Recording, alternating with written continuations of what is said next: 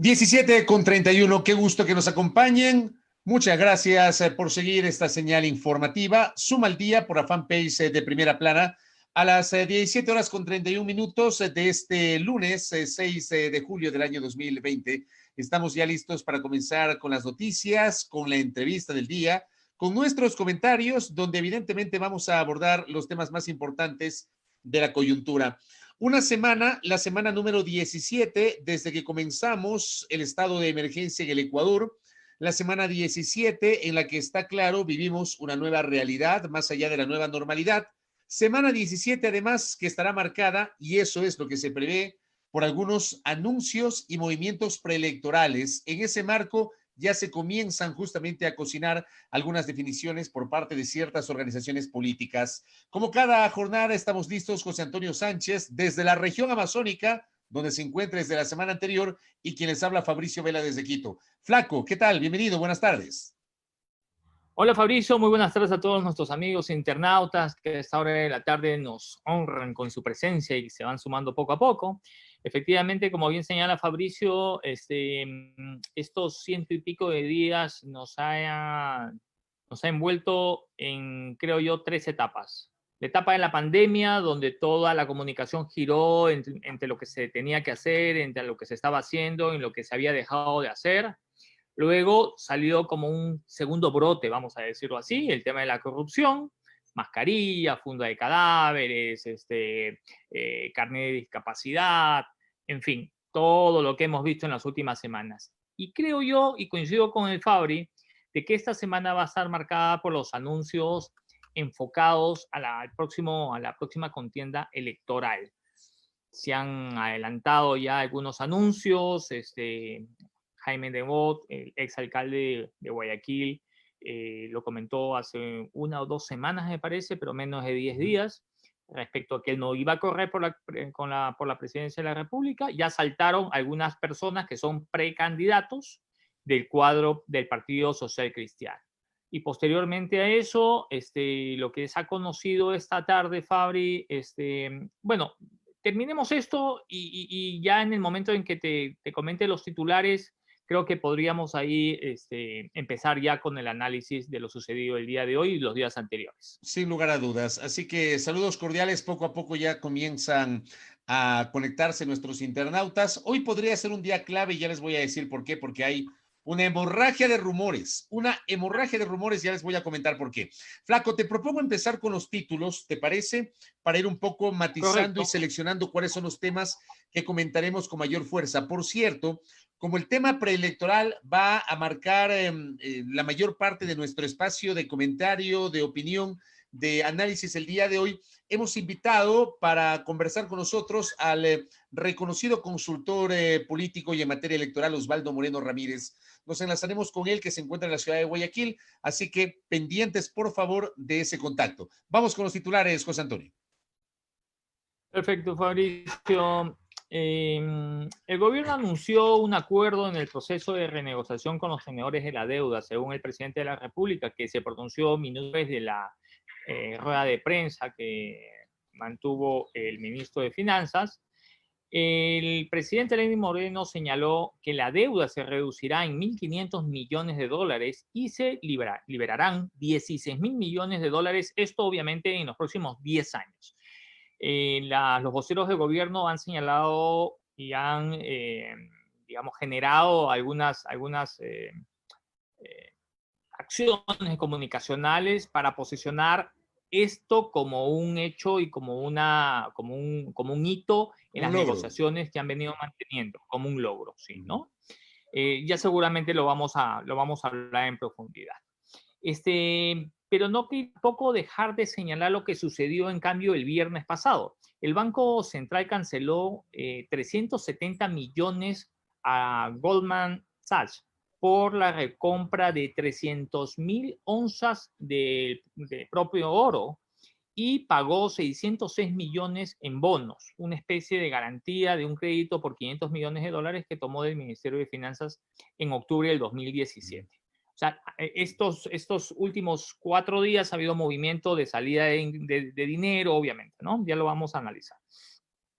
El Ministerio de Educación, y esto es algo que también vamos a tener que comentarlo, el Ministerio de Educación salió al frente de la nota periodística del diario El Comercio, que daba cuenta que toneladas de alimento escolar se pudrían en las bodegas sin ningún tipo de misericordia, ¿no? La cartera de Educación señaló que ellos no eran responsables de ese contrato firmado en el año 2015. 136,9 toneladas de alimento como galletas, leche, granola y coladas se pudren en la bodega de Correos del Ecuador. Esta empresa pública, ahora en liquidación, suscribió en julio del 2015 un contrato por 3,100 millones de dólares para su distribución, la cual se cumplió parcialmente. Ya lo vamos a analizar el por qué Correos del Ecuador se metió a hacer esta gestión y por qué no la terminó de hacer. Y hoy, en el campo también de la educación, hoy las redes sociales se vieron alborotadas respecto a un tuit generado desde la cuenta de la ministra de Educación, Montserrat Kramer, que retuiteó una noticia donde se informaba que la profesora, que hace algunas semanas se hizo conocida por manejar su bicicleta con la pizarra al hombro para dar clases a sus alumnos que no tenían ni computadora ni internet, estaba a su moto para construir un laboratorio escolar. La ministra Kramer escribió en su Twitter, gracias Carolina. Los mensajes no apuntaron de inmediato, ¿no? O sea, la ministra puso gracias Carolina y de inmediato los mensajes empezaron ahí a responderle en su cuenta. Y lo curioso es que no solo, o más bien nadie cayó en cuenta del error ortográfico que había cometido la ministra Kramer, la ministra de Educación, al poner unos signos de admiración mal puestos, sino más bien en lo que contenía el mensaje, que fue interpretado como algo irónico y totalmente desafortunado, por tratar de ser amable, digamos, con el tuit de la ministra, porque obviamente hubo algunos mensajes muy calientes. Fue un desatino horroroso, que también ya lo vamos a comentar. Ok. El Hospital de Especialidades de las Fuerzas Armadas informó que han colapsado el área de sus áreas de emergencia y de cuidados intensivos debido al incremento de casos de coronavirus, razón por la cual se ha procedido a suspender la consulta externa.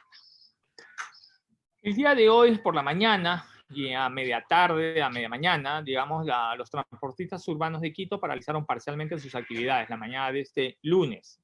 Sus representantes exigen que se revise la tarifa de peaje. Dicen que desde que se activó el semáforo amarillo están a pérdida, pues solo pueden circular con el 50% del aforo, ¿no? Se señalaba hace semanas que se había llegado a un acuerdo, en fin, pero obviamente al parecer ellos habrían propuesto que iban a colaborar sin ningún problema, pero que se revise la tarifa, cosa que no ha sucedido.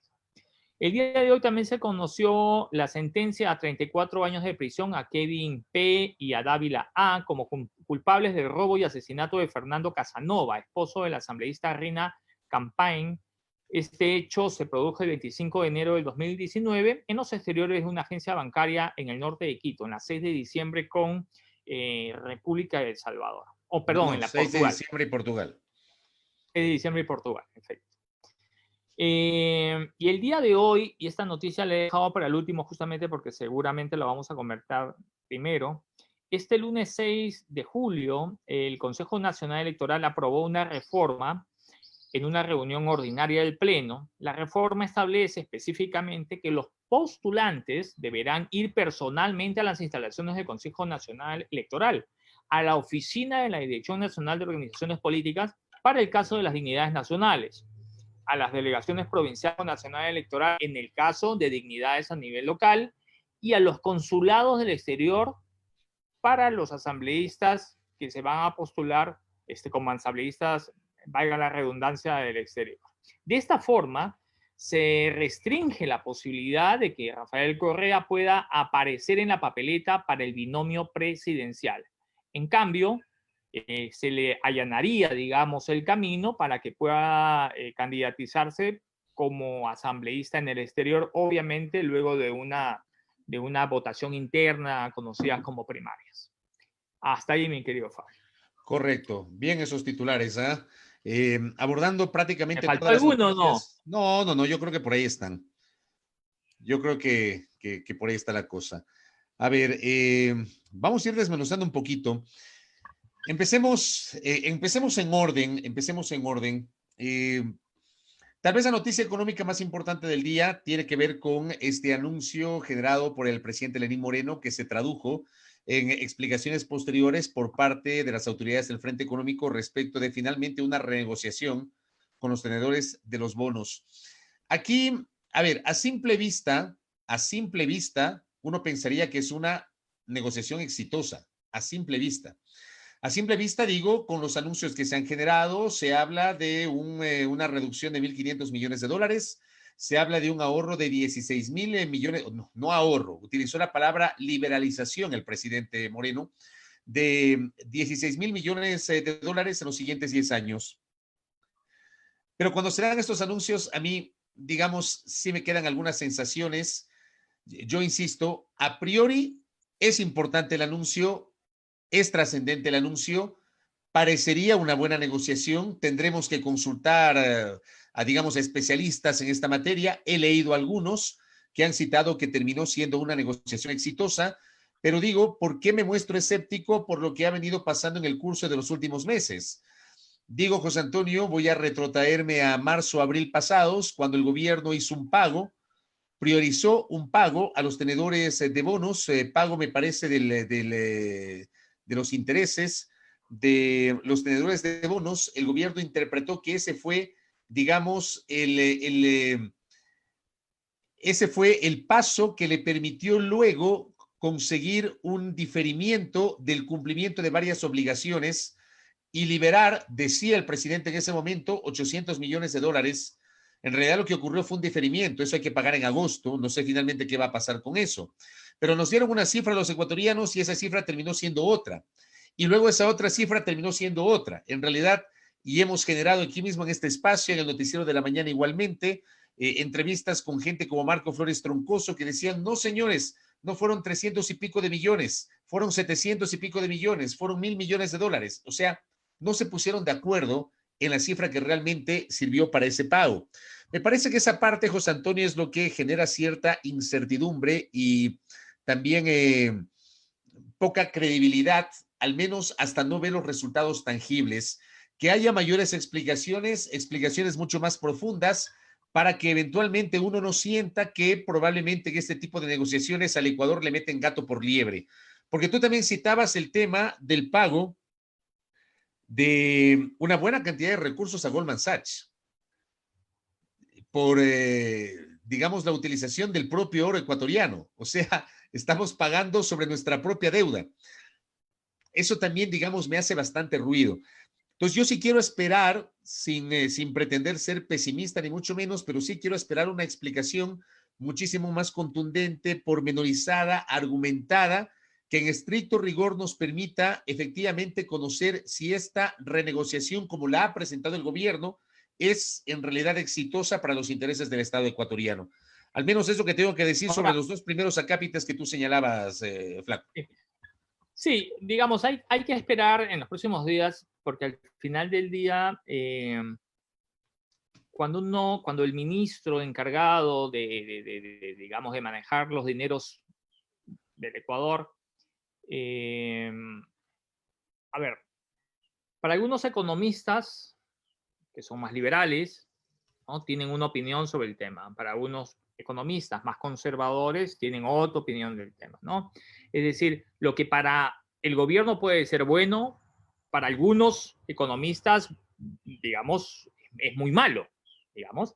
Y cuando no sé si tuviste la oportunidad de escuchar la entrevista que le hicieron a Hick en Políticamente Correcto este fin de semana. No escuché, pero sé que le entrevistaron, ¿no? Sí, sería interesante que si puedes, des una revisión, ¿no? Él hablaba ahí digamos, de las tendencias cuando se habla acerca de lo neoliberal o la política económica de izquierda o la conservadora y todo lo demás. Y eso es justamente lo que te digo, es decir, cuando el gobierno toma unas medidas económicas en un sentido, van a haber economistas que pertenecen quizás a otra tendencia, o a otra corriente de pensamiento en materia económica que obviamente no van a estar de acuerdo. Es decir, Claro. vamos a tener muchos, en los próximos días vamos a tener muchas opiniones respecto a lo que el gobierno ha hecho, ¿no? Y ahí la ciudadanía, de alguna forma, y nosotros los periodistas vamos a tener que valorar más o menos cuáles son los argumentos para sacar nuestras propias conclusiones. Sí, claro, vas a tener diversas corrientes. Estoy tratando de encontrar, por ejemplo, reacciones. No veo alguna reacción, por ejemplo, de Alberto Acosta Espinosa, que digamos es un analista económico de izquierda. Voy a ver si Pablo Dávalos publicó algo en su cuenta Twitter. Ahora, lo que no se mencionó el día de hoy es que si este grupo de economistas que fueron invitados a participar para apoyar en los temas de renegociación estuvieron involucrados en este logro, digamos, que anunció el gobierno. No lo sé, en realidad no sabría decirlo. Si es que este equipo asesor, lo más probable es que sí, ¿no? Tomando en cuenta que este equipo asesor tiene, digamos, la misma corriente de pensamiento que maneja el gobierno. A ver. Pero tan rápido, digamos. Es que la negociación debe haber estado avanzada, ¿no? Debe haber estado avanzada. A ver, Pablo Dávalos publicó hace 6 horas. En el periodo de enero a mayo del 2020, el gobierno ha pagado 3.052,4 millones de dólares en amortizaciones e intereses de la deuda. El mes de abril, en lo más duro de la pandemia, pagó 1.197,4 millones de dólares. La fuga de capitales de enero de 2018 a marzo de 2020 fue de 44.501 millones de dólares. Esto publicó hace 6 horas Pablo Dávalos. Mira, aquí, por ejemplo, Pablo Dávalos confirma lo que yo estaba señalando. A nosotros, el gobierno nos habló de una cifra de pago a los tenedores de los bonos. Nos habló de 300 y pico de millones de dólares. Resulta que finalmente esa cifra se quedó corta. Según Pablo Dávalos, esa cifra es de 1.197,4 millones de dólares solo en el mes de abril, en el momento más duro de la pandemia, cuando mayor cantidad de recursos se requería acá en el Ecuador. El gobierno del presidente Moreno priorizó el pago de la deuda externa por encima de utilizar esos recursos para el desarrollo de la pandemia. No se entiende. Yo al menos no lo entiendo. Bueno, el argumento del gobierno es que eso le permitió liberar créditos a futuros o sentarse en la mesa de negociación. Es decir, o sea, o sea, supongo yo, y solamente lo supongo porque no tengo la certeza de que sea así, cuando toman estos caminos, digamos, ¿no? Y tú dices, bueno, vamos a trabajar en virtud de que nosotros podamos tener acceso a créditos o nos hablan la llave de aquí a medio año porque si nos quedamos con el dinero nos van a cerrar. Quizás ellos están convencidos de ese argumento y por eso tomaron las decisiones que han tomado. Obviamente para nadie es lógico que en plena pandemia tú priorices el pago de una deuda en lugar de invertirlo en lo que se necesita en el país. Por supuesto, eso no resiste el menor análisis. La gente reprocha el hecho de que se haya pagado en lugar de haber invertido esos recursos en pruebas, en mascarillas, en fin, ¿no? Sin embargo, el argumento de los que han estado manejando ese dinero es que si no pagaban, al menos ese es el argumento que han comunicado, que si no pagaban un poco y más y los iban a poner en default. Claro. Mira, tú hablando de visiones, ¿no? Gracias, Andrés Reliche. Me dice, Acosta Burneo fue entrevistado por Teleamazonas, aplaudió la negociación, pero recalcó que el gobierno debe bajar el gasto público. Esa es la típica de Acosta Burneo. O sea, hay que recordar que Acosta Burneo tiene una postura totalmente radical respecto del tamaño del Estado. Él fue el que en su momento hizo una declaración muy desafortunada que yo al menos la critiqué públicamente cuando señalaba que en el Ecuador hay excesiva estabilidad laboral. No puedes cuestionar la estabilidad laboral. Yo, como he dicho en varias ocasiones, debate sobre tal vez lo complejo que resulta la desvinculación de alguien cuando tiene un contrato de trabajo indefinido. Eso pasa en el sector privado.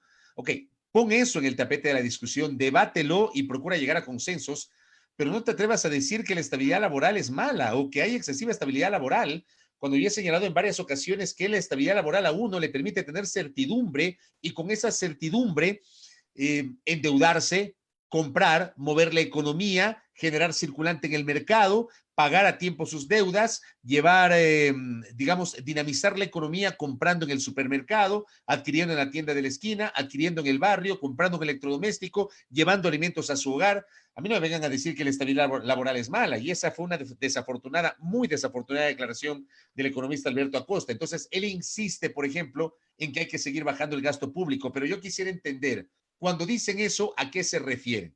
¿A seguir votando gente? Hay que seguir votando Desvinculación. gente.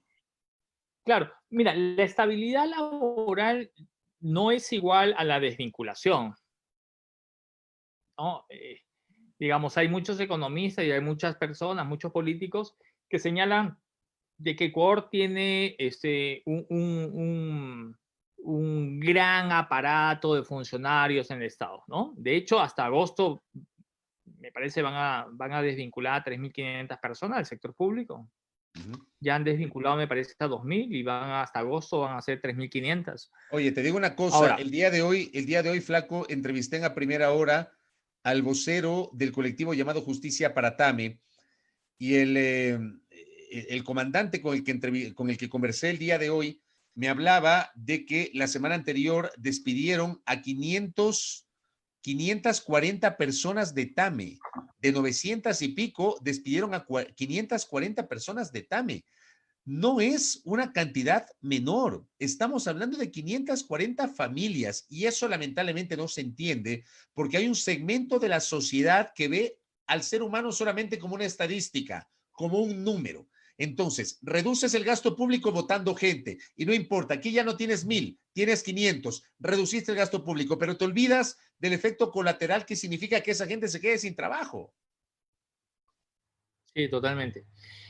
Ese es el principal drama social, ¿no? Al que nos hemos visto enfrentados en el último año, creo yo, porque esto no es nuevo, ¿no? Es decir, no es que recién se empezó la desvinculación de personas que trabajan en el sector público. Desde hace más o menos un año hacia aquí se escucha mes a mes que sale muchísima gente. Lo ha vivido el sector de la salud, y casi todos los ministerios, ¿no? Las fusiones que se van a dar, se van a entregar responsabilidades a otras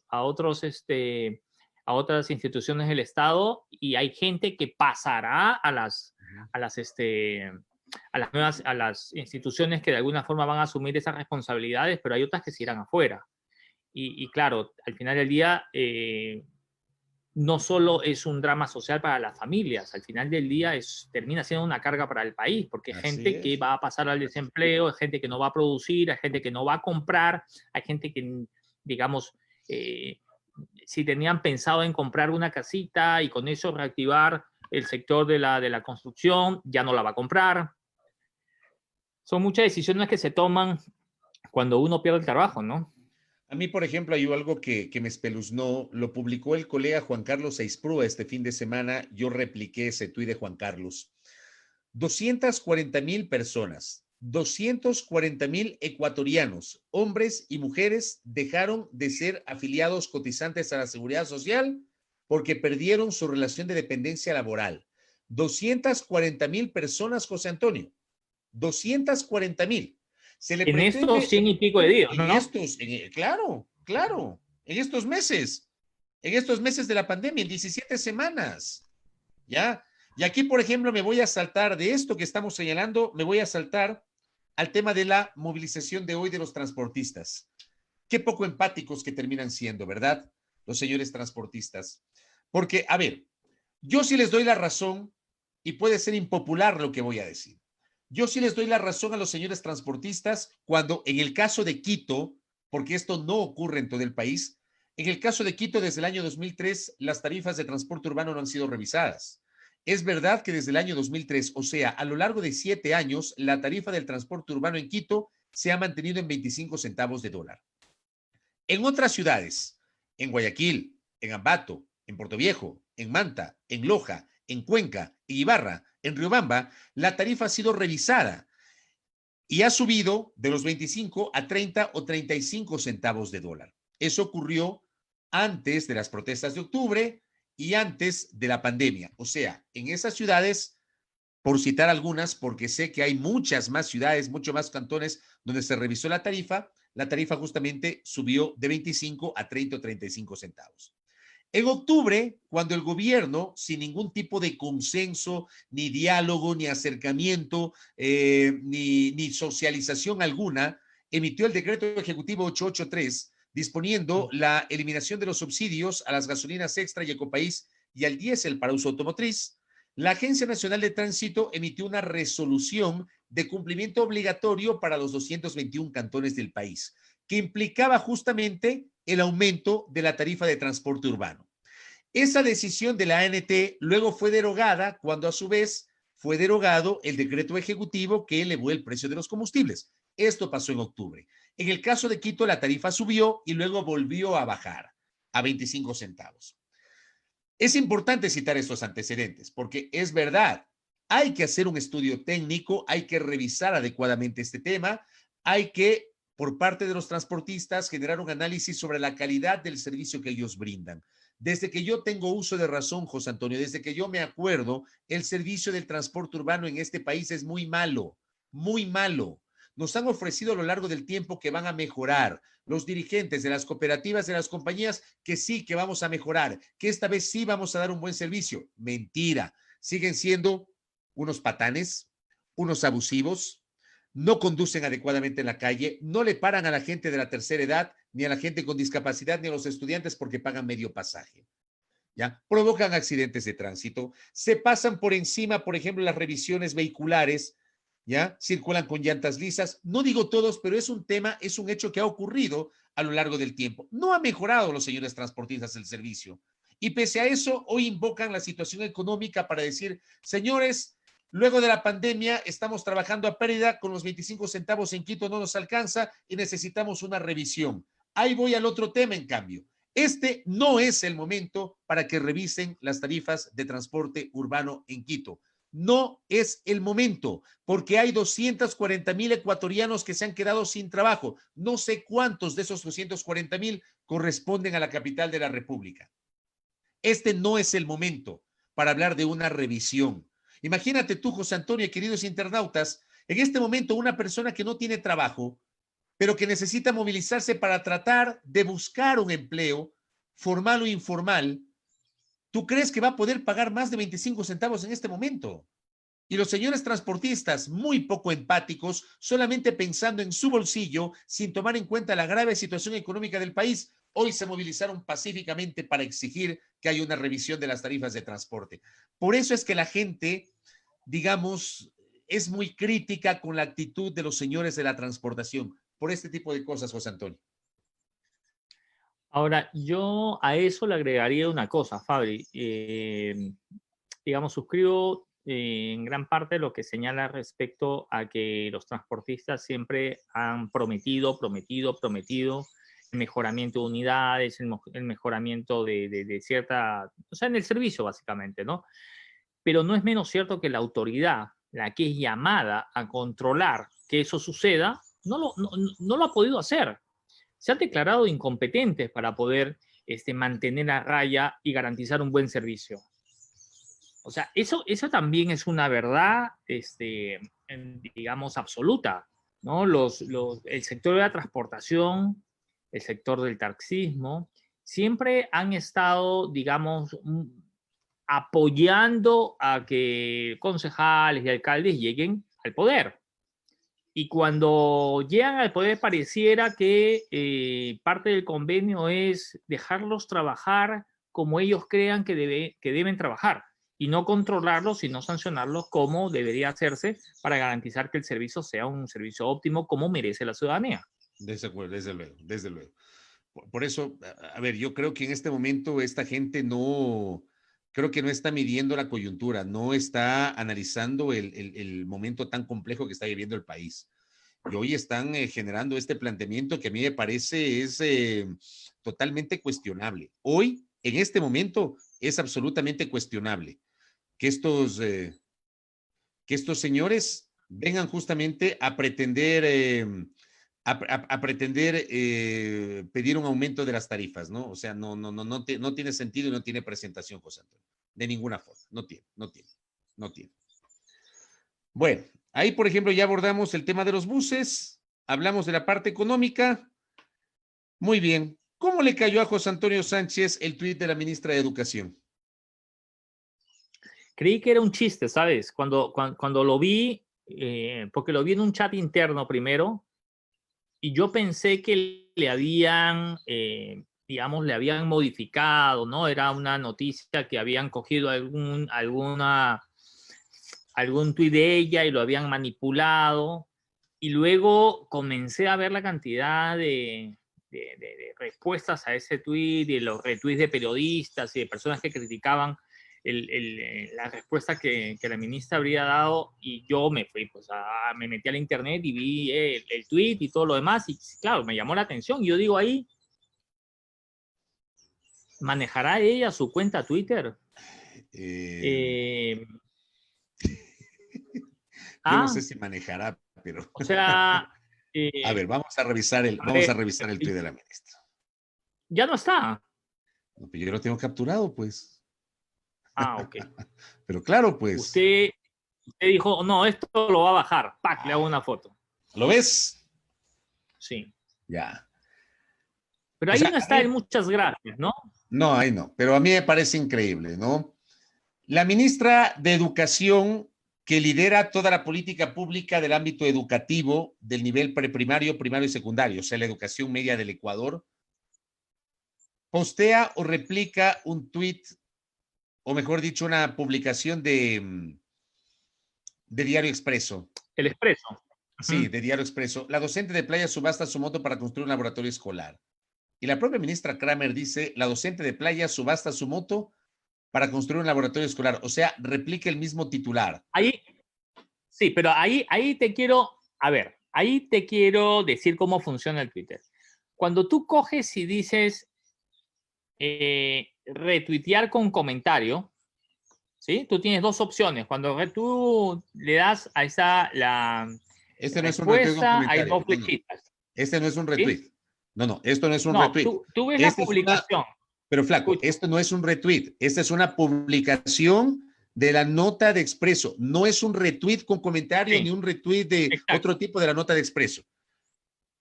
Ya, verás, cuando tú entras a la noticia, estás en el portal del Diario Expreso, ¿sí? Cuando tú estás en el portal del Diario Expreso y en la parte de arriba te sale Facebook, Twitter, Instagram, tú le das a Twitter y se te abre tu Twitter personal con el mismo titular de la nota del periódico. Es por eso que ella tiene titular exactamente. No. Te lo hago de ejemplo. Mira, salte de ahí. Dame compartir pantalla. Así no funciona. A ver, te voy a dar compartir pantalla. Espérate un rato. ¿Dónde está? Dale, ahí está compartir pantalla. Espérate, voy a entrar primero a la página del Diario Expreso.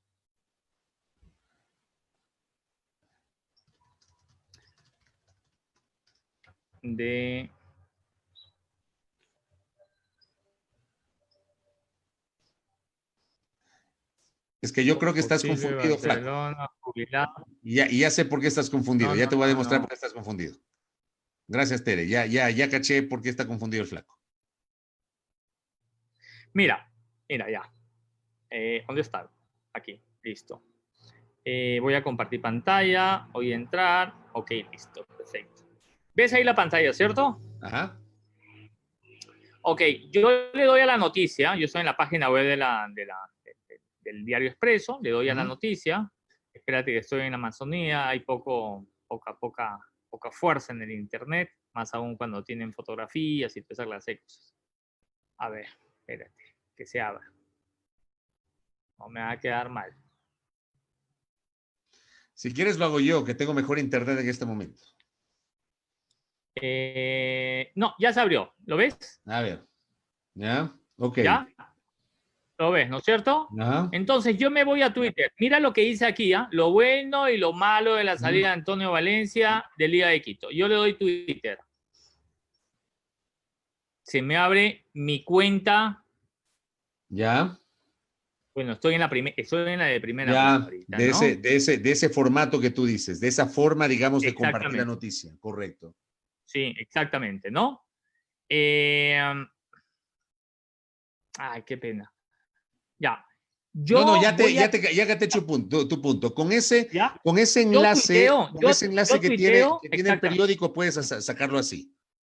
Sí, exactamente. Entonces yo doy Twitter, se me abre, ahorita se me abrió la de primera plana, y yo tuiteo esto de aquí.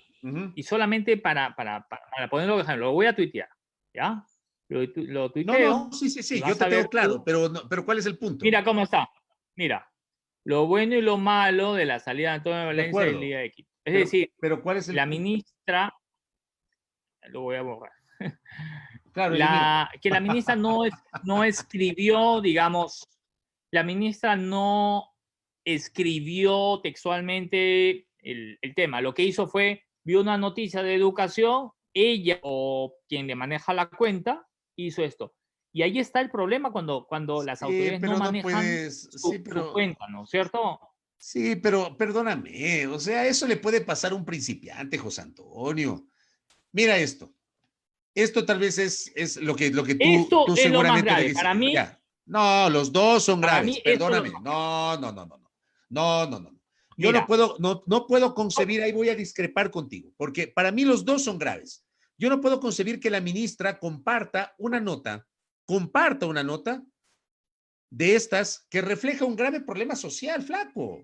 O sea, por eso no estoy de acuerdo. Y luego, de esa nota, hace un retweet con comentario de ese tweet que ella publica, como tú acabas de demostrar, mira tú, como tú acabas de mostrar, de esa nota hace un retweet con comentario y pone gracias Carolina. claro, ahí ella debió haber, o sea, yo hubiese justificado, digamos, que la primera nota esté tuiteada por ella y que en este comentario hizo, esto no lo va a permitir, yo en estos momentos estoy disponiendo que no sé qué Ah, cosa y claro, algo pues así, ¿entiendes? es que eso tú esperas de de la ministra, pues, de un ministro de Pero sí este sector, esperas que diga eso. cayó en cuenta en cómo están los signos de admiración. ¿Ah? Encima están al revés. Están al revés. O sea, ha puesto El dos primero está al signos. revés. El primero está al revés. O sea, ha cerrado los dos. La ministra de Educación. Bueno, eso termina siendo, digamos, un error, pero incluso ese Es error un no error se lo horroroso. debería dar a la ministra de Educación. Es un O sea, error a lo que horroroso. voy es que si tú vas a copiar o vas a viralizar para que se sepa qué decisión estás tomando respecto a esa noticia, me acabo de enterar esto, en fin, o sea, pero gracias Carolina, es que estaba felicitando a la USAID por regalar 20 computadoras, Yo no sé. ¿te entiendes? Porque, o sea, tú podrías decir eso si es que la empresa privada va a donar o va a subastar 4 motos para montar este laboratorio. Mira, esto que publicó la ministra, dame un segundo, que esto también a mí me espeluzna, ¿no? No sé cuántos retweets o cuántos likes tuvo el que decía gracias Carolina. No sé si es que nuestro equipo tiene tal vez la posibilidad de verificar. Pero este primero, que es el primero que comparte la ministra, que es la nota de Expreso, mira, tiene 529 retweets y 342 me gusta. O sea, a 599 personas les pareció que era una noticia relevante para replicarla y a 342 personas les pareció adecuada la publicación de la ministra y le dieron like, le dieron me gusta. Ahí quisiera verificar algo, Fabri. Yo no sé si esos retweets y esos me gusta son a la publicación de la ministra o es a la publicación del Expreso, ¿no? Ojo, No, esto es a no la sé publicación de la a ministra. quién están dando No. Esto es a la publicación de la ministra porque, o sea, tú acabas de demostrar cómo debió haber publicado la ministra, es decir, lo hizo directamente a través del icono de Twitter que está en la propia página del diario. Y por eso aparece el título tal cual. O sea, no es un me gusta, un retweet a Expreso, sino a la ministra Kramer. Ok. Perdóname, es una jalada horrorosa. Sí, Para mí es una totalmente. jalada horrorosa, flaco. Y ¿Y sabes qué? y es más jalada el hecho que haya bajado el tweet y que no haya dicho nada al respecto. Yo te voy a demostrar, o sea, cuando yo leí eso, se me vino a la cabeza esto que te quiero compartir. Porque para mí esto en su momento fue igualmente cuestionable. Cuando se pretende normalizar este tipo de cosas. No sé si los internautas se acuerdan de este tuit. Este tuit fue escrito por Pablo Arosemena Marriott, presidente de la Cámara de Comercio de Guayaquil, el 3 de mayo del año 2019. Vemos a un señor en una tricimoto llevando una lavadora. Me parece que en la fotografía, alquiler de lavadoras, dice. O sea, tenemos a una persona en una tricimoto llevando una lavadora y diciendo alquiler de lavadoras. Y para este señor, eso es el equivalente a un emprendedor. O sea, una persona que no tiene un empleo formal, que probablemente está buscando mil y un maneras para tratar de parar la olla, resulta que se encontró con esta alternativa, que termina siendo una alternativa emergente, informal, de última hora, para tratar de tener algo de recursos y llevar un pan a su mesa, pero para este señor es un emprendedor. O sea, yo no sé, tal vez yo estoy equivocado. Tal vez habrá Más o menos internautas. como el Twitter, la frase del monito, ¿no? Ya, Emprendedor. del monito emprendedor, exacto, y bien que lo traes a colación. Te digo, probablemente habrá gente que no comparte la opinión que estoy generando en este momento. Habrá gente que diga, sí, sí, es un ejemplo de emprendedor. Para mí no lo es, para mí. Yo puedo estar equivocado, termina siendo mi opinión, la mía, personal. Para mí ese no es un ejemplo de emprendedor. Para mí ese es un ejemplo de un ciudadano que desesperadamente procura idear mil y un maneras para tratar de llevar el pan a la mesa de su hogar. Lo del monito emprendedor, que es probablemente una de las frases más cuestionables de los 3 años y un mes del gobierno del presidente Moreno, que frente a al maremoto de comentarios negativos, al día siguiente tuvo que rectificar y pedir una disculpa, pretendiendo normalizar que en las esquinas de las ciudades tú encuentres a un niño con una botella de Coca-Cola y unos vasos de plástico vendiendo Coca-Cola. A un niño. Y llamarle encima despectivamente monito. ¿Ya? O sea, no sé, yo traigo a colación eso, José Antonio, porque no puede ser normal. No puede ser normal. ¿Qué nos pasó? O sea, ¿qué sociedad estamos generando? ¿De qué sociedad estamos hablando? ¿En qué sociedad La estamos viviendo, sociedad flaco? la sociedad de la subsistencia, ¿no? Por Dios. Donde vemos el trabajo informal,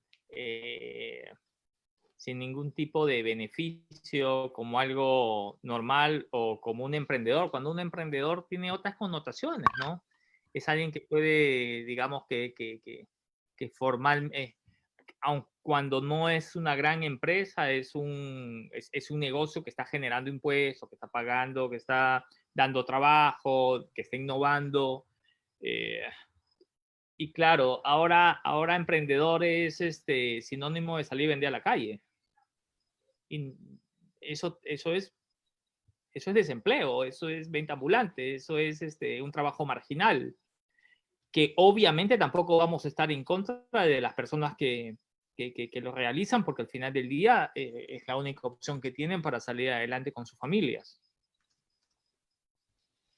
Pero no termina de ser parte del desempleo, ¿no? Sí, sí, sí, sí, sí. O sea, por eso te digo, a mí de verdad, este tuit de una persona que yo, digamos, tengo otro concepto, porque además ella desde el punto de vista periodístico ha sido una de las pocas ministras o autoridades de la primera línea que tienen la gentileza de atender invitaciones al espacio de noticias de la radio.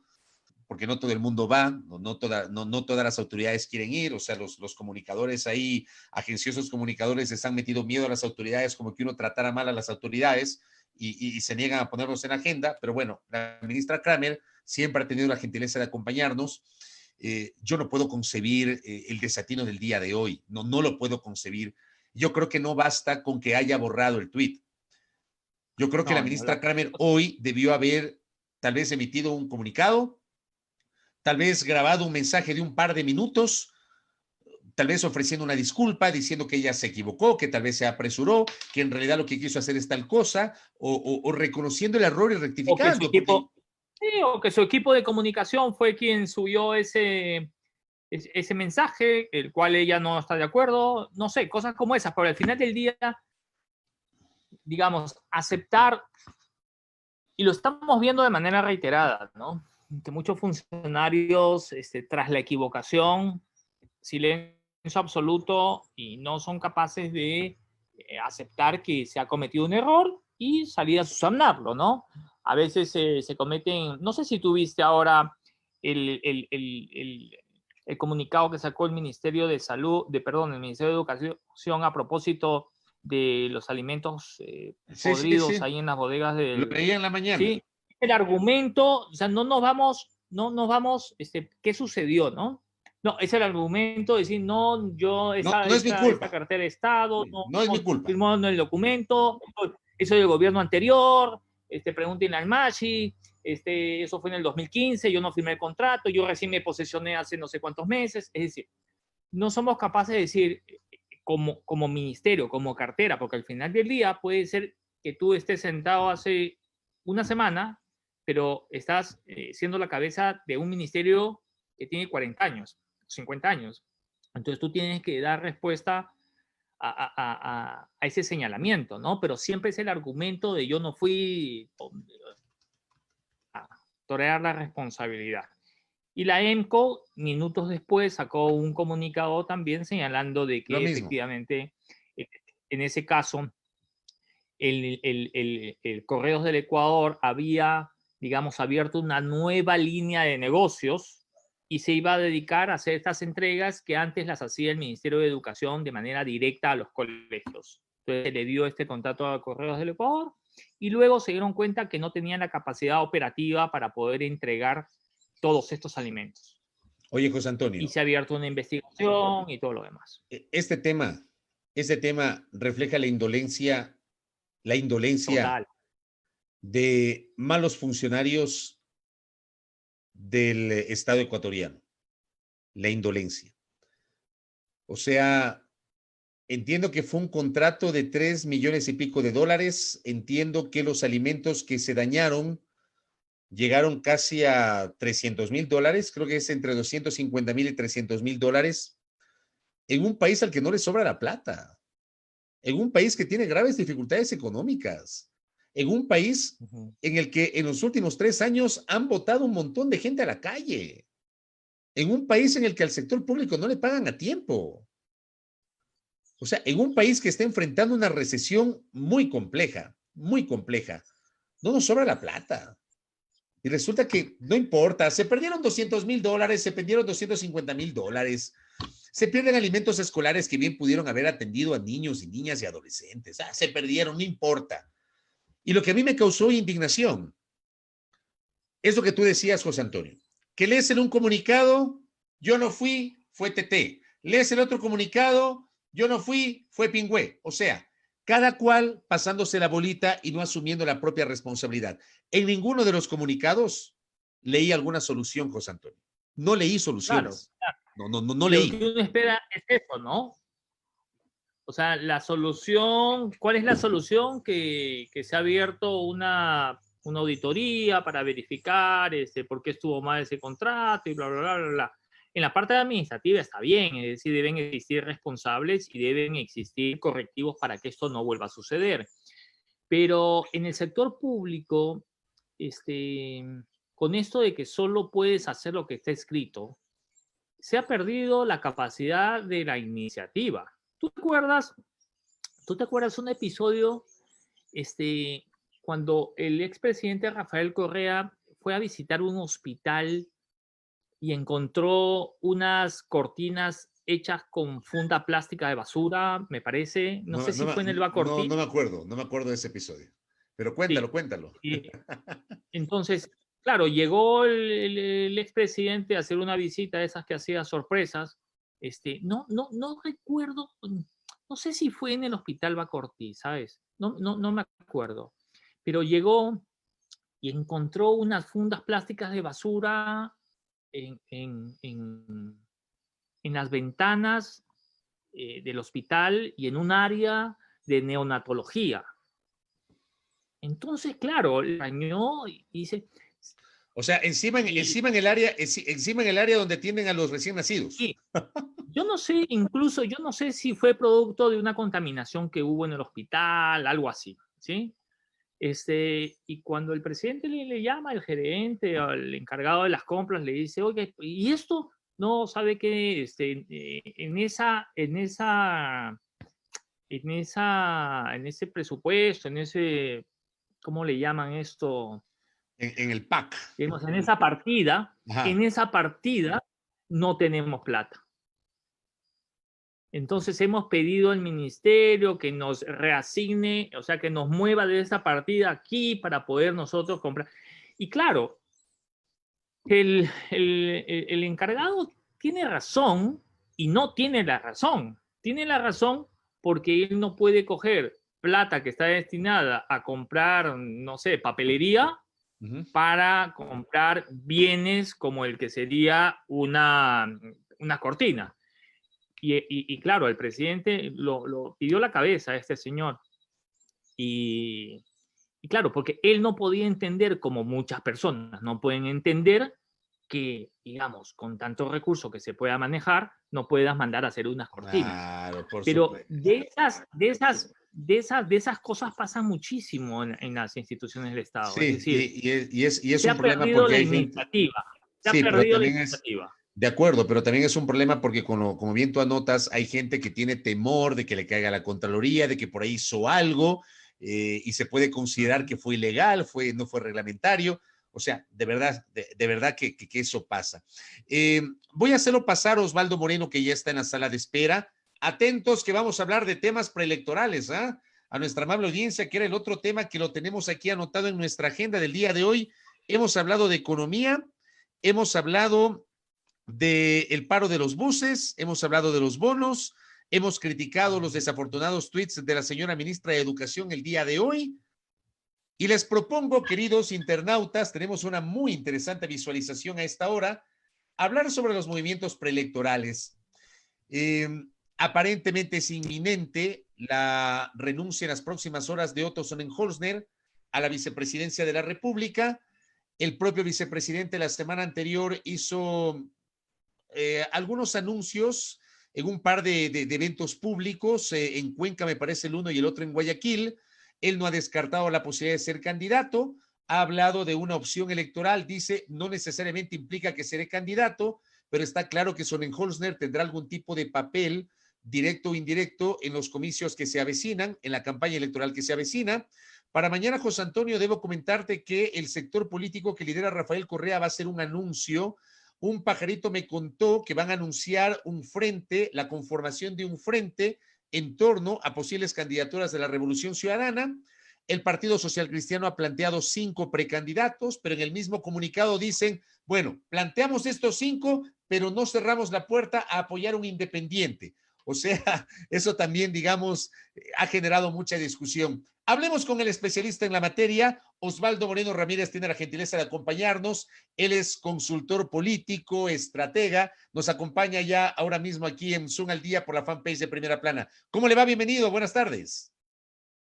Buenas tardes. Un gran saludo a la distancia, a la cercanía. Qué gusto, Fabricio. Qué gusto, José Antonio. Está con camiseta de Paraguay, me parece, ¿no? Sí, bueno, la verdad, contrario a lo que muchos creen en Quito, acá hay una época en el año muy fresca, que es esta, en la cual bordeamos los 20, bajamos hasta 18 grados, que es frío para Guayaquil. Y el sector donde yo vivo, que cuando me vendieron esta casa decía que 2 grados menos en la publicidad ha sido cierto. Entonces yo tengo 2 grados menos que en Guayaquil.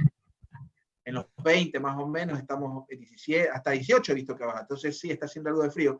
Y esta chompa un día rápido, le cuento, saliendo de Asunción al aeropuerto, vi un outlet de Adidas, y me bajé por bajar y habían todas las chompas de la Confederación Sudamericana en un remate, así que me compré todas. Ah, muy bien, muy bien. Osvaldo, Pero gracias por... déjame Dale, flaco, ya te decirte veo que con yo chompa también también voy a a abrigar, ti. que están 18 grados, parece que está, digamos, que está abrigadito por el cielo y todo lo demás, pero está haciendo frío aquí, ¿no? 900 grados, 900 metros de altura, ceja de Es que selva ahí. José Antonio está en Macas, ¿ah? Para quienes no lo saben, y le decimos también a Osvaldo Moreno, José Antonio está en Macas desde el pasado jueves.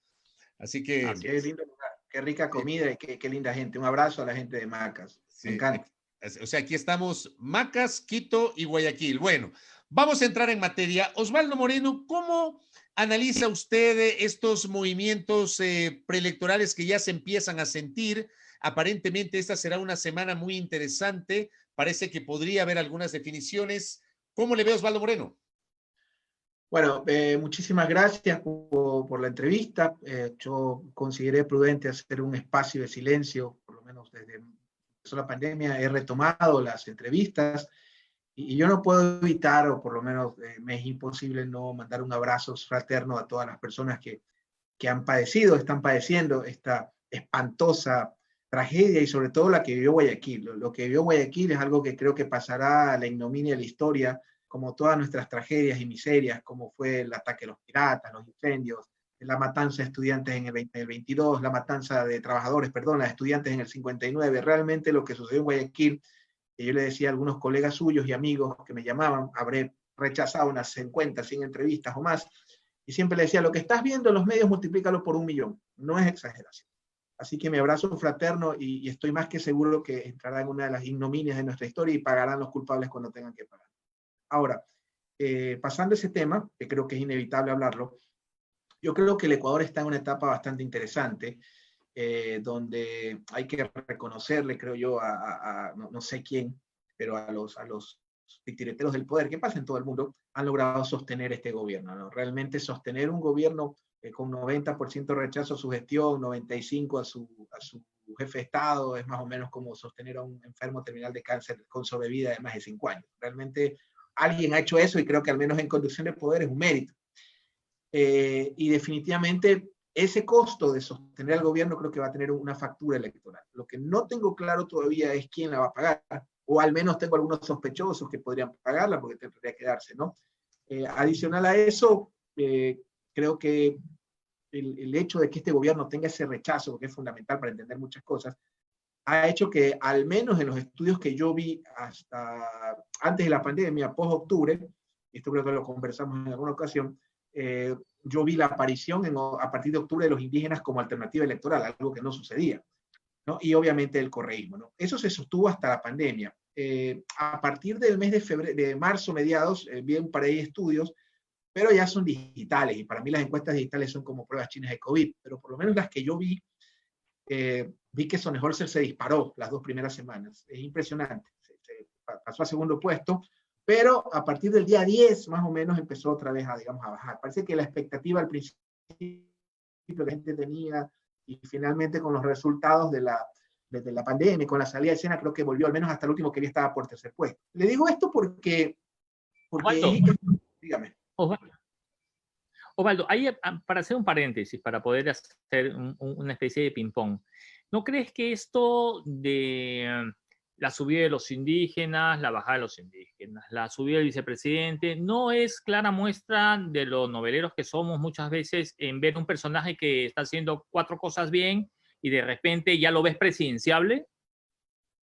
A ver, creo que son 2 hechos totalmente distintos, ¿no? En el uno, ¿por qué aparecen estos actores? Para mí tiene una sencilla razón. ¿Por qué el correísmo aparece primero y los indígenas segundos o viceversa? ¿O por qué están en el podio, digamos, ¿no? Para mí tiene una explicación. Básicamente, no es ciencia. Si hay un gobierno de 90% de rechazo, eso alguien lo capitaliza políticamente. Y obviamente la única oposición formal que ha tenido este gobierno impopular son el correísmo y los indígenas, ¿no? Y eso se reflejó en octubre. Ahora, en el caso del correísmo, creo que el gobierno cometió un error. El haber hecho del juicio a Correa una política de Estado, de alguna forma hizo que cosas que pudieron aprovechar y no lo hicieron. Por poner un ejemplo, si fue un gobierno que ya tomó una agenda neoliberal o de derecha, digamos, o aperturista, perdieron una oportunidad histórica, se me ocurre, para firmar un tratado de libre comercio con los Estados Unidos. Yo, por ejemplo, no es lo mismo ser antineoliberal que ser correísta, pues, ¿no? A veces se confunde mucho eso la gente, pero yo sí creo al menos en los tratados de libre comercio, o por lo menos los acuerdos comerciales bien negociados, pues, ¿no? Y países como los nuestros, que solo producen comida o commodities, en una situación donde el mundo solo compre comida, ahorita la gente solo está comprando comida, hubiéramos tenido una gran oportunidad, y me parece que el gobierno en ese contexto, subiendo ese estado aperturista, digamos, al haber hecho del juicio Correa una política de Estado, obviamente lo mantuvo en vigencia, ¿no? Y al ser la oposición y cometer errores como sacar encadenado a la señora Pavón, a Virgilio Hernández, y una serie de errores donde la comunicación central es la culpa del correísmo, hace que el correísmo aparezca en la papeleta o que esté vigente, e inclusive yo pensaría que la diferencia, inclusive hasta probablemente ganar en primera vuelta, sería o no la presencia del correísmo de Rafael Correa en la papeleta. O sea, así creo que está hoy la situación.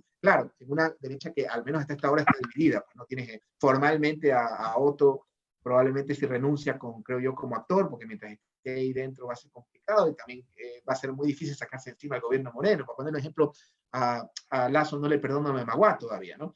Y tienes un Partido Social Cristiano que tenía la expectativa de Nebot, un Lasso que continúa, un Alvarito que ha reaparecido, digamos, al menos digitalmente, y una izquierda que está, digamos, firme en el sentido de ser la oposición, con una nostalgia que vender en el caso del correísmo, y un antisistema, y ojo con eso, porque hay ingredientes muy importantes que vendrían a ser los indígenas.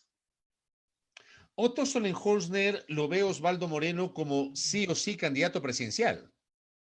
A ver, yo en un momento natural que entra a la derecha, al Nebot estar bordeando más, ya tiene 74 años, al estar Lasso claramente en su última participación, pensaría que el relevo natural de esta tendencia debería ser Otto Sonnenholz.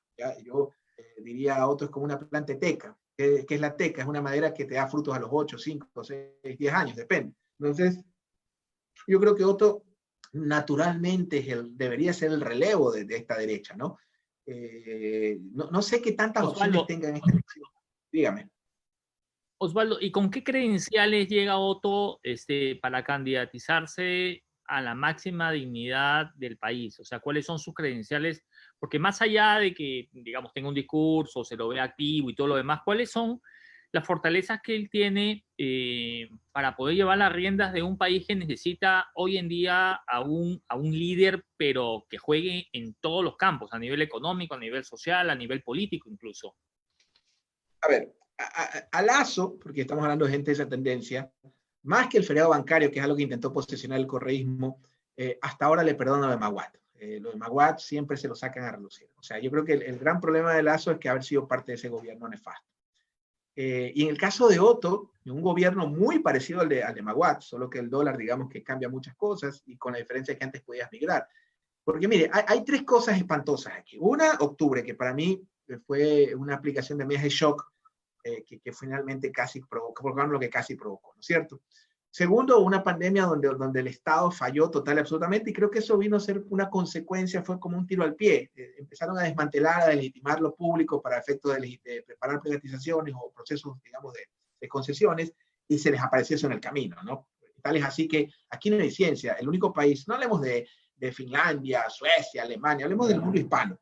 El país que tiene más éxito en el mundo hispano, con cerca de menos de 30 muertos, es Uruguay, que tiene una característica. ¿Y cuál es? Que es el país con la más alta inversión pública en salud y educación de la región. Punto. No hay vuelta a quedarle. Entonces yo creo que el gobierno, eso terminó siendo una bomba que se les explotó en las manos, pero era un gobierno que entraba con todo, no tenía nada que ganar o nada que perder. Ya el gobierno entraba con 90 rectas. Yo creo que los grandes damnificados fueron los secretarios, por lo que pasó en Guayaquil. Hay que tener honestidad intelectual. Obviamente no eran sus competencias, pero la caja de mensajes de Nebot era hacer del Ecuador lo que hemos hecho en Guayaquil. Ya nadie quiere hacer Guayaquil. Obviamente, adicional al hecho de haberse trepado en la tarima a defender a Moreno en octubre, una serie de acontecimientos que destruyeron ese proyecto político. Y le hablo de esto para hablar de Otto, porque en el caso de Otto, sí, Otto es lo mejor evaluado, pero el gobierno es Moreno. O sea, vamos partiendo de ese parámetro, ¿no? Claro. Entonces, usted me puede entrar a un estudio de opinión donde sí, Moreno tiene 15 o 10, 8 de aceptación y Otto tiene 40, pero igual 40 es bajo, pues. Un nivel de aceptación óptimo es sobre 50, 60, pero un nivel de 40 es muy endeble. Entonces sí, Otto es una gran figura evaluada dentro del gobierno Moreno, es lo que hay dentro del gobierno Moreno.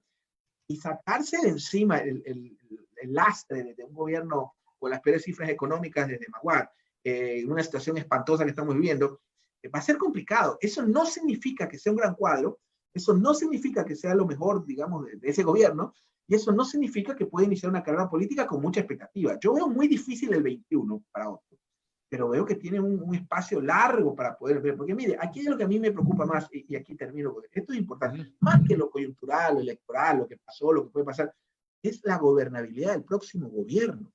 Ya, pero esa gobernabilidad, Osvaldo, no va a depender solo del próximo gobierno, sino de la legislatura que vaya a tener. Y allí, por ejemplo, me pongo a pensar en que cambiaron el método de asignación de escaños y resulta que eso podría generar una asamblea muy atomizada, la que podríamos tener y que se posesione el 14 de mayo del próximo año, ¿no? Mire, Fabricio, vamos a hablar con cómo piensa en este país. A ver. Descalificamos al correísmo y se acaba el populismo en la izquierda. No, así no funciona. Va a ser como en México. En México le dicen chapulines a los que se cambian de partido. No sé, pues saldrán con Jairala, saldrán con Guacho Pesante, saldrán yo qué sé con quién, con Salazar.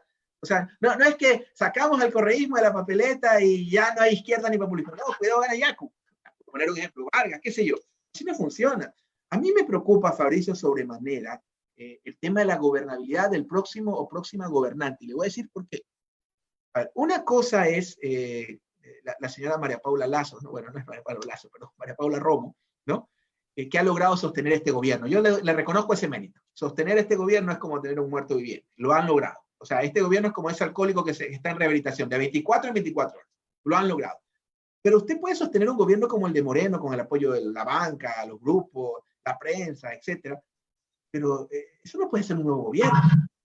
Entonces, a mí me aterroriza, porque Fabricio, José Antonio, yo vivo en este país, pues, ustedes también. Yo se lo digo con mucha modestia, Fabricio, yo puedo vivir en la capital de Latinoamérica que me dé la gana, porque no me gusta Estados Unidos. Y sigo en mi patria.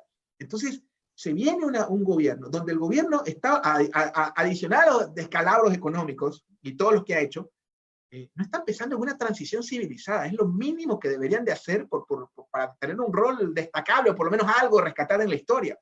Entonces, si mañana se me ocurre, descalificamos al correísmo y le digo, Fabricio, a mí el correísmo ni me quitó y se lo digo públicamente, a mí 2 veces me dijeron, te van a dar un sabadazo, pórtate bien. Gracias a Dios nunca me sacaron el sábado en las sabatinas de Perrabemo. 2 veces, amigos míos, hermano, ¿por qué dijiste tu cuidado? Ya 2 veces te he sacado de la edición. Así fue mi relación con el correísmo. La verdad, conmigo no se metieron, no pasó de la amenaza, y me da lo mismo si vuelven o no vuelven, pero sí me preocupa la nación. Entonces, si descalificamos al que va primero porque va primero, al otro lo metemos preso, y hacemos ganar a la brava un candidato, es lo que yo llamo, Durán Barba lo llama el círculo rojo, yo lo llamo el mundo nice, ¿no? Sambo, Cumbayá, La Shiri, San Borondón, Vía la Costa, etc. ¿no? El mundo nice. Mundo nice. La gente que, como dice, hablan en español, piensan en inglés, pero yo creo que algunos piensan en inglés británico. Entonces, si vamos a poner a la brava un candidato nice, digamos, del mundo nice, ¿qué gobernabilidad va a tener? Moreno, porque ha sido un caso histórico, yo creo que por el carnet de discapacidad, seguramente, y sin burlarme, con mucho respeto a esa persona que hasta ahora no vale, a hoy no vale nada un carnet de discapacidad. Hasta ese punto hemos llegado. Pero Moreno, por circunstancias históricas, porque fue muy hábil en haber hecho su juicio, el juicio a Correa nos salió muy caro. El haber hecho el juicio a Correa una política de Estado y moneda de cambio política nos está costando lo que nos está costando. Entonces, si el descalabro continúa y el gobierno no piensa que tiene que ya pensar en la transición, una transición civilizada, que gane el que tenga que ganar, llámese Lazo, Vargas, no sé, Otto o el que sea, ¿no? Este presidente va a llegar con problemas gravísimos de gobernabilidad. Y no es lo mismo estar como Moreno en soletas de salida que arrancar un gobierno con 15 o 8% de aceptación. Porque aquí no hemos hablado del verdadero problema. El problema no es octubre, no es el COVID, es la crisis que se avecina, Fabricio. Estamos a puertas de que los bancos empiecen a embargar las casas, que empiecen a embargar las cuentas de crédito, que la gente no pague las pensiones de alimentos, que la gente no tenga que comer. Porque como decía el general Perón, el verdadero indicador económico no es el de la CEPAL, no es el de los índices de la libertad, es el congelador de la gente. El congelador de la gente está vacío. Y uno de los grandes errores, creo, del gobierno fue haber culpado a la gente de esta tragedia espantosa que acabamos de vivir. Otto Sonnenholzer podría ser, digamos, si finalmente ocurre, a mí me queda claro que Osvaldo Moreno no le ve como candidato para esta elección, pero Otto Sonnenholzer podría responder a ese mundo nice del cual nos está hablando, lo que es San Borondón y sus alrededores. Yo le diría con mucho, si no lo conociera, yo diría, Baby Boomer descubre la lucha de clases, en vez de decir Millennial, ¿no? A ver, algo que yo le reconozco al mundo nice es que contrario a sus ideólogos o a sus intelectuales que reniegan de Marx, son los mejores alumnos de Marx en el sentido de traducir el sentimiento de clase, ¿no? Entonces sí, sin duda, Otto es el héroe de los grupos de WhatsApp, de señoras de buena familia, y ojo, yo creo que es un gran chico, ojo, es un gran tipo. No hay persona en Guayaquil que te hable mal de Otto. No hay generador de opinión, él y su padre, pues al menos Tropicana es una institución que era la radio de Otto. Claro. Y ojo, yo tengo mucha gratitud, pero yo estoy hablando de Otto. Si usted me dice a mí, Otto favorito. Otto político. Eso no significa que Otto no sea una opción. Si usted quiere que le diga favorito, no es favorito. Para mí no es favorito. Para mí favorito hoy es el candidato Correa, o por lo menos está en segunda vuelta. Para mí favorito podrían ser los indígenas si saben moverse. Todavía no entienden que le corta. Así como el mundo nice cree que el mundo es Guayami, Sambo y Cumbayá y la Chiris, el mundo indígena cree que también el mundo solo es el páramo. O sea, no, el mundo es más grande, ¿no? Y somos un país muy grande. Entonces, en ese contexto creo yo que Otto tal vez no sea favorito, pero es una opción. Y lo veo a Otto irremediablemente, si continúa en esa senda, tal vez presidente en 10 años. Osvaldo, tú has hablado de que lo que necesita el país es gobernabilidad. Es decir, y en eso creo que coincidimos todos aquellos que pensamos que el líder que llegue a ser presidente de la República tiene que gozar de credibilidad, de apoyo político, para poder viabilizar las cosas que deba hacer en los primeros meses del gobierno. ¿Cuál crees tú que deba ser el perfil del próximo presidente de la República que reúne esas características que permite una gobernabilidad? ¿Cuál es, aparte de eso, cuál es el perfil que debe tener el próximo presidente de la República, más allá, obviamente, de ser un candidato que haga match con el electorado? Porque el electorado, digamos, muchas veces se ha dicho de que hay candidatos extremadamente buenos, pero que son, como chuparse un clavo con el elector, ¿no? No les gusta. El candidato puede ser muy bueno, puede tener las mejores credenciales, pero no conecta con la gente. ¿Cuál crees tú que debe tener entonces, cuál debe ser el perfil? Porque tenemos una serie de candidatos y te voy a poner unos nombres. Dime tú si me falta alguno. Está Guillermo Lasso, Carlos Carrascal, Otto Sonnenholzer, Rabascal, Jaime Vargas, Rabascal, Otto, Jaime Vargas, Leonida Isa, Lucio Gutiérrez, Isidro Romero, Diana Salazar, María Paula Romo, Gustavo Larrea, Pierina Correa, Álvaro Novoa, y obviamente entre los 4 o 5 que el Partido Social Cristiano va a anunciar cuál será a finales de junio o entre julio, perdón. Yo no sé si se me escapa quizás uno de ahí, pero ¿cuál crees tú que debe ser el perfil que deba tener el próximo presidente que permita una gobernabilidad decente en el país? A ver, hay muchos Ecuador, ¿no? Como los del mundo nice, donde la vida es una serie de Netflix, y el Ecuador, qué sé yo, pues, es muy parecido a Miami o qué sé yo, a Nueva York. Es legítimo, ojo, ¿ah? Yo estoy con la rara. Hay gente que cree que lo ideal es el modelo cubano, otro el venezolano, al menos yo creo en el modelo ecuatoriano. Y así como hay gente que cree que la vida es una serie de Netflix, hay mucha gente que su vida es llenar el congelador. O sea, te lo pongo de esta forma. Yo no te puedo afirmar cuál va a ser el presidente ideal o cuál es el modelo del presidente ideal, porque no tendría un estudio cual y cuanti para decírtelo metodológica y técnicamente hablando como consultor político que soy. Pero sí te puedo decir cuál podría ser, por 2 factores fundamentales. Y aquí, mira, más allá de que esta campaña va a ser digital porque que los millennials, a ver, vamos por partes. El millennial como tal, que es la joya de la corona, entre comillas, el millennial es un ciudadano más. Si tú a un jubilado le robas los remedios, si a mí me robas el sueldo y a un millennial le robas el celular, no robas la vida. La vida. Al jubilado sus remedios porque se puede morir por no tomar las enfermedades crónicas. A mí el sueldo porque no alimento a mi hijo. Y al millennial el celular porque no se comunica. Pero al final el problema es el mismo, es la inseguridad. Entonces estamos conectados un poco como sociedad.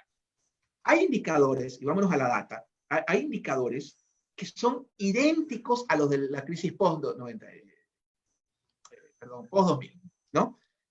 Aceptación del Congreso, que hubo que cambiar el nombre, ¿no? Aceptación del Congreso Nacional, 6%. Aceptación de la Asamblea, que es la asamblea más vergonzosa de la historia, salvo como en la Biblia, ¿no? Por amor a 10 justos no la quemes, no es quemarla. Por amor a 10 justos no los califiques a todos mal. No creo que haya 10 justos en eso. Pero en todo caso, en 2000, post-2000, tenías indicadores, Congreso 6 de aceptación, Asamblea de hoy 6% de aceptación. Indicadores económicos, menos 6% en 2000, menos 8 parece que cerramos este año, salvo la dolarización, que tuvo un costo espantoso en el 2000 y que ya nos blinda, y que ahora no tienes a dónde migrar, se avecina una crisis. Entonces, esos elementos, para mí, tienen una posibilidad, generan todo el escenario o el entramado para un antisistema. Cuidado. No te hablo del outsider que sueña el mundo nice. No, que Pablo Campana se me ocurre, que Pablo Rosemena, que son grandes tipos. A ver, grandes tipos, yo los respeto y aprecio mucho, pero no es el perfil de outsider que el mundo nice imagina. No es un antisistema. Y el antisistema es una reacción de rechazo a lo que ha hecho, digamos, una cosa. Te pongo un ejemplo.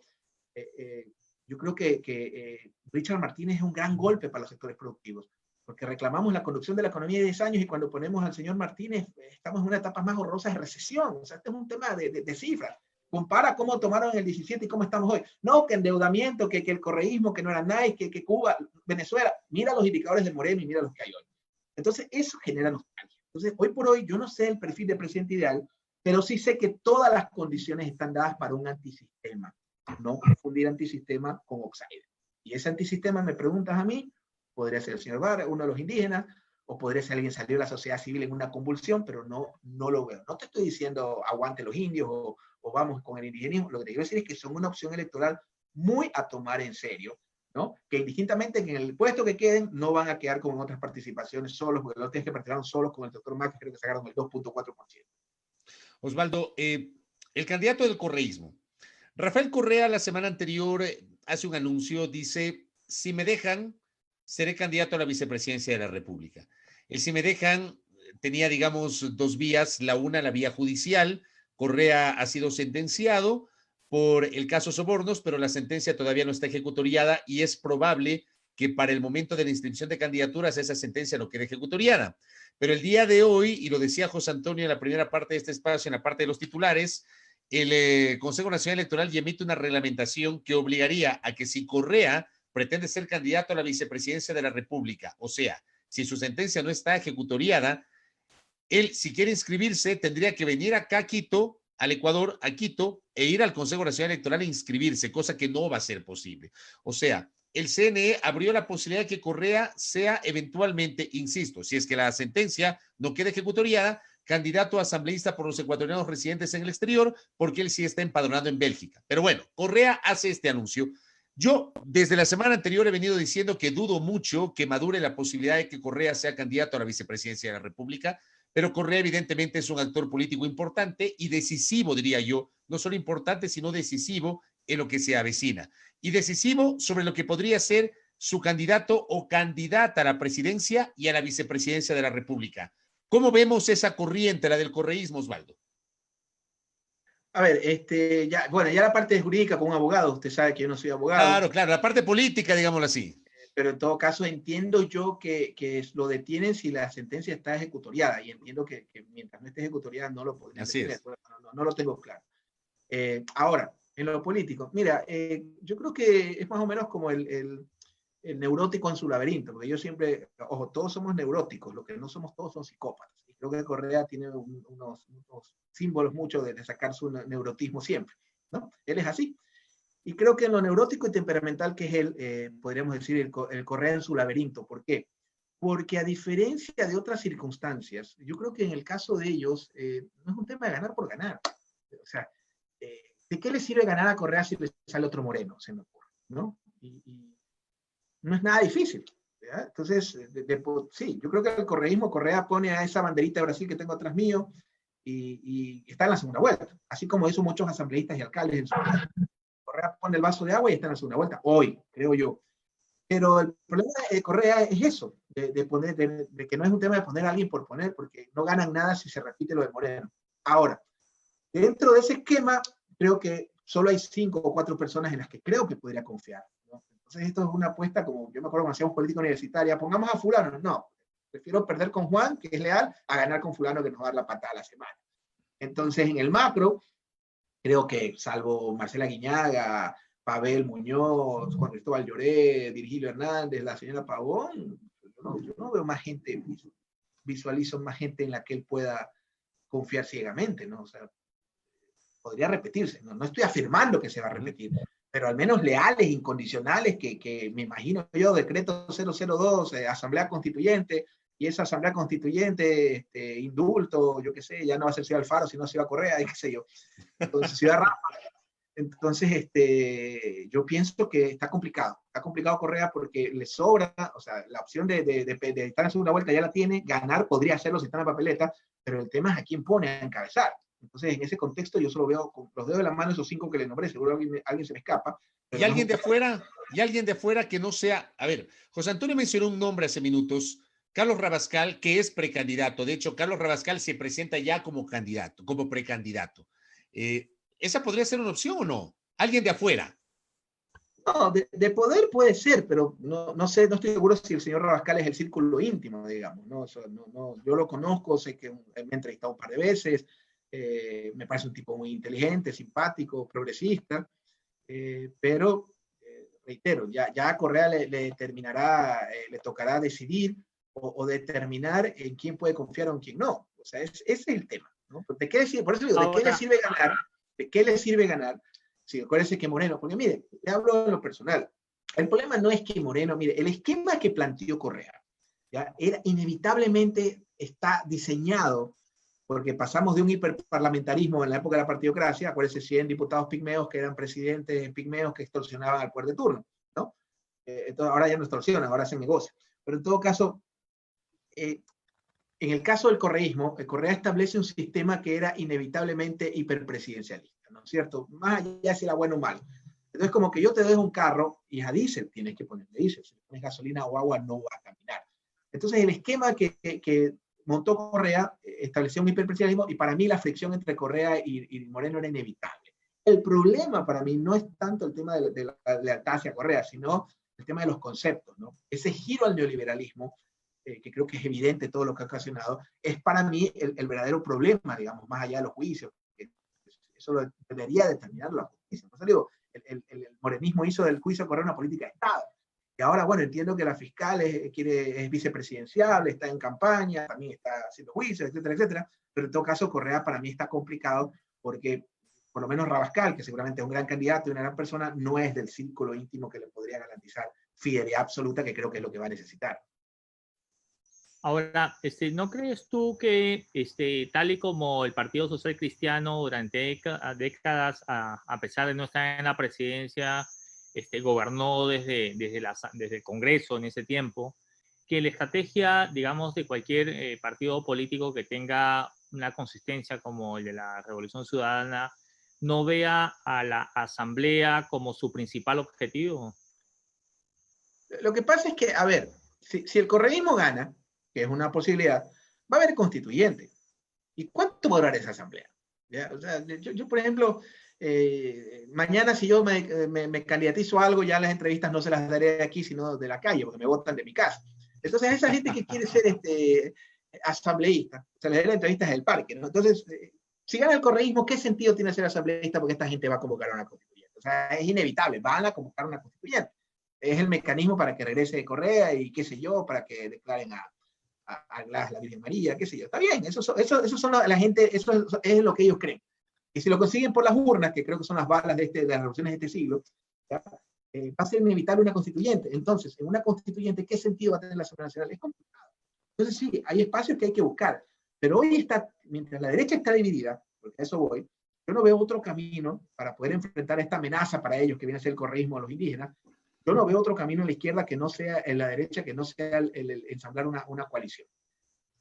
No sé si la encabeza Nebot, si la encabeza Otto, la encabeza Lazo, pero yo no veo otra vía para que la derecha, digamos, haga frente, en serio, a la izquierda, si no es con una coalición. Y pero para yo, por mí, ejemplo, veo, perdón Osvaldo, yo veo que en la derecha, no sé si usted tiene la misma sensación, pero veo que en la zona, en el sector de la derecha, están, por ejemplo, tratando de revivir la figura de Alberto Dajic.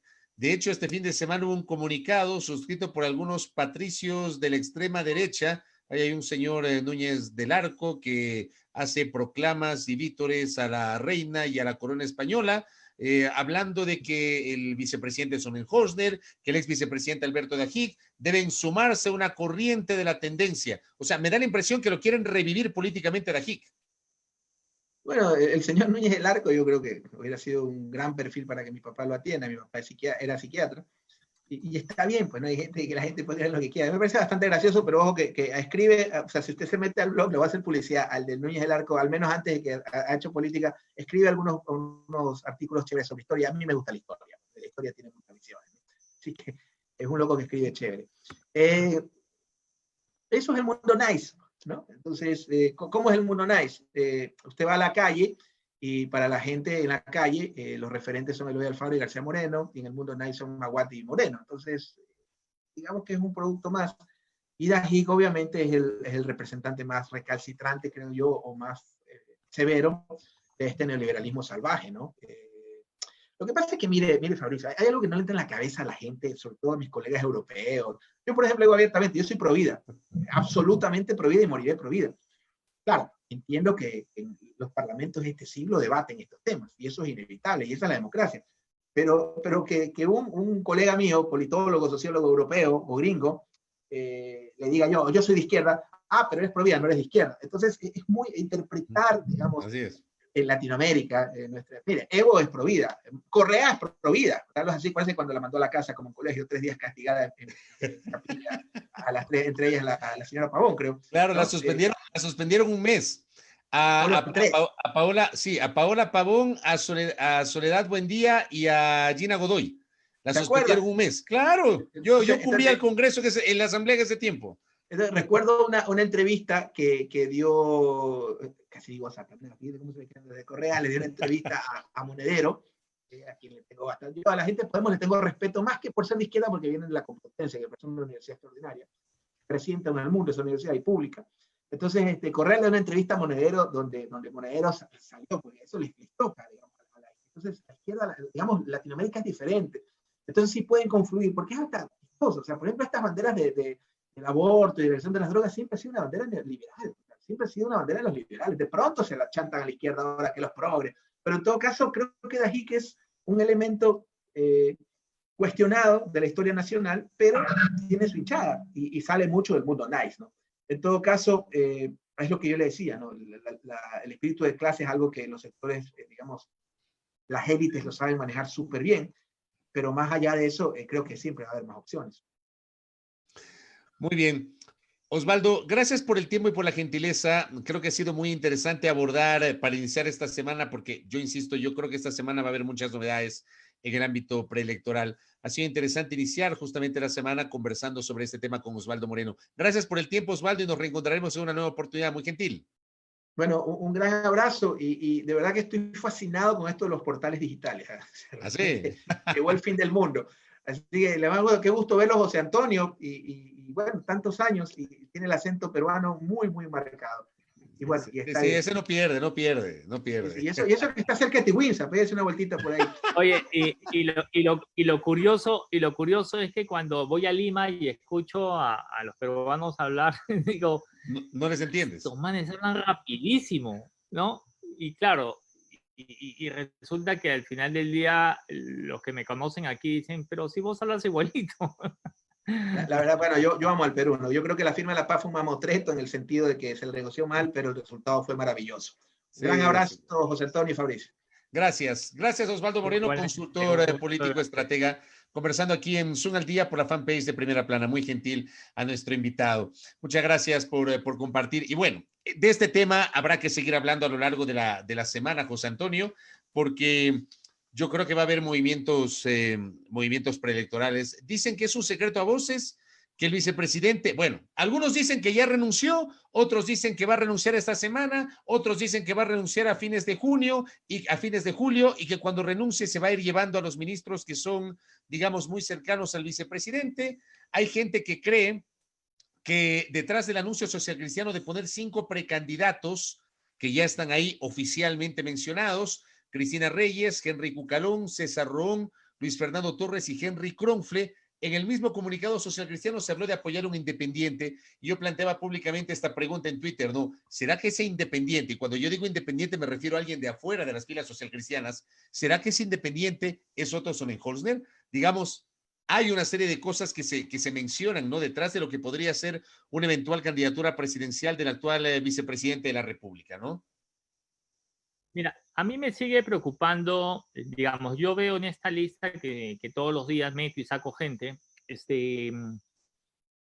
veo a figuras, digamos, que podrían asumir un gran liderazgo como presidente de la República.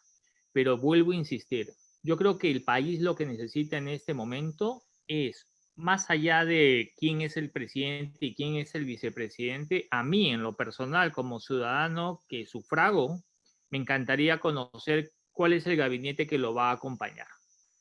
Es decir, uno, y te digo, porque aquí mi suegra anda enamorada del otro. Ah, no, yo yo ya soy de la tercera edad, pero yo voy a ir a votar por el otro. Dice.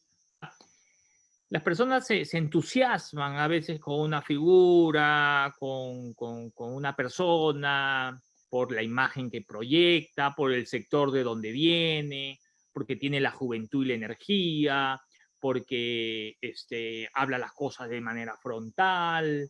Pero yo en lo personal no creo que todo eso que te acabo de decir sea suficiente para liderar un país. Yo creo que tienes que tener una formación sólida para no llenarte de asesores y al final del día que ellos te den la receta y tú salgas en rueda de prensa, pues. O sea, sí necesitamos a una persona, veo algunos dentro de esta lista, te digo, hay gente muy seria, de hecho, en estos 5 nombres del Partido Social Cristiano veo por lo menos a 2 que tienen, digamos, las credenciales como para asumir ese reto, aunque le falta obviamente algunas características, pero sí creo que en este momento lo que necesita el país es conocer quién va a ser el candidato a presidente, quién a vicepresidente y cuál va a ser el gabinete. Por seriedad. Yo escuchaba hace poquito, creo que el día de hoy, un tuit del señor Guillermo Lasso que hablaba que en 100 minutos se arregla el país. ¿Sí lo leíste? Sí. En 100 minutos. En 100 minutos. O sea, 100 minutos si te declaras dictador, pues. En 100 minutos, si tienes Pero tú... es un desatino de Lasso el de hoy. Ese es el otro desatino que te propongo reservar el comentario de ese desatino para mañana. Pero yo estoy de acuerdo contigo. ¿Quién arregla el país en 100 minutos? Un dictador. 100 minutos es 1 hora y 40 minutos. Claro. En una hora y 40 minutos van a arreglar el país. Ni un dictador. Puedes esbozar las líneas generales por donde debe ir el país en ese tiempo. Y quizás un dictador puede decir, señores, cerramos el Congreso, señores, cerramos la Corte, cerramos aquí, cerramos acá y se van a hacer las cosas así, ejecútese. Digamos, en ese tiempo sí, pero en un sistema democrático donde tienes varias funciones en el Estado y que no solo el Poder Ejecutivo es el responsable del destino total del país, no creo que 100 minutos te sean suficientes. Puedes esbozar una idea, puedes dar unas líneas generales, sí, pero no la solución. Sí, pero ese es un desatino. La implementación. Eso fue un desatino horroroso, José Antonio. Por cierto, para ir cerrando, el presidente Moreno habló hace minutos en cadena nacional y pese a algunos anuncios que por ahí aparecieron en redes, lo cual sí me pareció un poquito descabellado, que el presidente confirme la renuncia del vicepresidente. Es el vicepresidente el que tiene que anunciar su renuncia, no el presidente confirmar la renuncia de su segundo de a bordo. No dijo nada, es decir, habló sobre la renegociación de la deuda, hizo una exposición de manera general sobre el tema de la renegociación de la deuda y pare de contar. Lo del vicepresidente sigue pendiente, aunque te insisto, yo no tengo dudas que esto será confirmado en el transcurso de las próximas horas o días. Podría ser esta misma semana lo del vicepresidente. Bueno, lo que nos dice David a propósito de lo de Lasso y lo de los 100 minutos, logró que hablen de él, pues sí, pero creo que fueron más los mensajes negativos que positivos, muchísimo más los mensajes negativos que recibió Lasso. Yo creo que de eso vamos a conversar con mucha más profundidad el día de mañana. Flaco, escucho claramente el sonido de la naturaleza ahí a la distancia. Tú que estás Grillos, los sí, sí, sí, grillos, ¿no? claramente el sonido de la naturaleza. Bueno, con ese sonido de la naturaleza yo comparto la agenda de mañana en A Primera Hora por la señal de Majestad Radio. Hablaremos con Jorge Llanes, dirigente del transporte urbano del país y de Quito particularmente, sobre las tarifas. Vamos a hablar del tema de las tarifas. Hablaremos sobre la economía, el anuncio del tema de los bonos, lo que decía José Antonio sobre el pago a Goldman Sachs por el tema del oro y también, obviamente, otros aspectos vinculados al Banco Central, con la gerenta de este organismo, la economista Verónica Artola. Hablaremos también con Virginia Andrade, activista. También vamos a darle voz a los activistas, a los ciudadanos que se han unido para presentar varias iniciativas asociadas al combate a la corrupción. Y finalmente hablaremos sobre la coyuntura político-económica del país con Virgilio Hernández. ¿Qué va a pasar con la Revolución Ciudadana? Sería interesante saber qué van a anunciar el día miércoles. Yo decía martes, pero es el miércoles este anuncio que implicaría una conjunción de algunos sectores políticos en torno a una potencial candidatura. No necesariamente el candidato será alguien del seno de la Revolución Ciudadana, pero claro, ese, digamos, podría ser el punto de partida. Bueno, por ahí tiene la agenda, querido Flaco. Perfecto. Mañana entonces estaremos al pie del cañón escuchando el programa. ¿Y quiere que le muestre algo? ¿Quiere morirse de risa? A ver. Espérame un segundo, espérame un segundo. ¿Con qué vas a salir? No, quiero mostrarle mi tuit más importante del día de hoy. Espérenme un segundo, aquí está mi tuit más importante del día de hoy. Para que se ría el Flaco Sánchez y compartan los internautas cuál fue el tuit más importante del señor Fabricio Vela del día de hoy. Mire, José Antonio. ¿Ese es un tigrillo? Es un tigrillo con un huevito y en la tarrina bistec de carne. Uy, como para juguetear ese tigrillo. Gracias a la gentileza de Juan Pablo Constante, DJ Line, que tuvo la bondad de pedir estos tigrillos. El día de hoy nos pegamos a ese tigrillo con cafecito. Ahí tienen ustedes. Quiero mostrarte. Ese huevardo nomás con yema reventada o con yema frita no me gusta. A mí me gusta la yemita ahí ya. que esté lista para combinarse con el tigrillo. Tuvo 885 likes, o sea, me gusta. O sea, le gustó a la people de las redes, les gustó a la people hambrienta. Sí. Muy bien. Abrazos a la distancia, Flaco querido. Nos reencontraremos mañana. Un abrazo.